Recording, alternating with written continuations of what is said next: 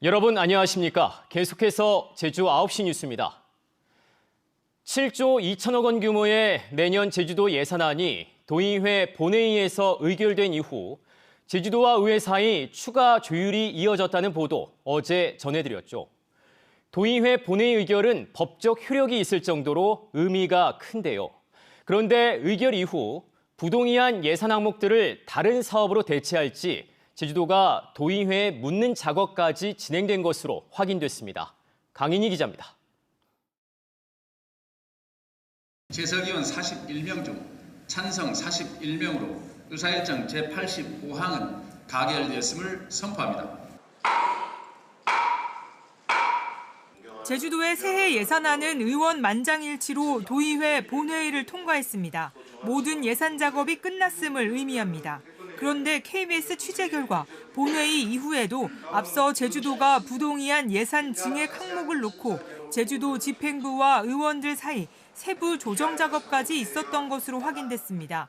일부 도의원과 의회 관계자들은 본회의 의결 뒤 하루가 지난 뒤에도 부동의안 항목이 여전히 예산에 편성됐다며 제주도가 재차 알려왔다고 설명했습니다. 그러면서 의회 상임위 전문위원실마다 의원들의 부동의된 증액 사업을 다른 사업으로 대체할지 확인하는 등 조정이 이루어졌다고 밝혔습니다.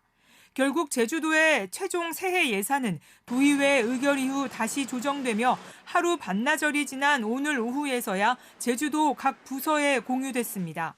지방자치법에는 예산을 변경할 필요가 있다면 추가 경정 예산안을 편성해 의회 의결을 받도록 하고 있습니다.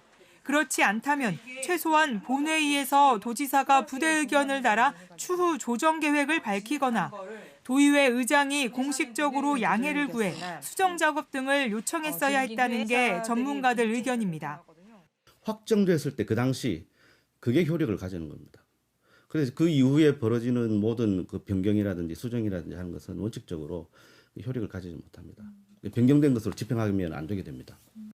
이에 대해 오영훈 도지사는 KBS와의 통화에서 본회의 통과 뒤 조정이 이루어진 사실을 몰랐고 의결 뒤 협의는 부적절하다고 본다는 입장을 밝혔습니다. 김경학 도의장 역시 의결 뒤 어떤 부동의 예산들이 논의됐는지 모른다며 앞으로는 추가 논의 여부를 살펴 양해를 구하는 등 개선하겠다고 답했습니다. 한편 이번과 같은 사례는 종종 있어 왔고 심사 기간도 촉박해 어쩔 수 없었다며 별 문제가 아니라는 목소리도 제주도와 의회에서 나오고 있습니다.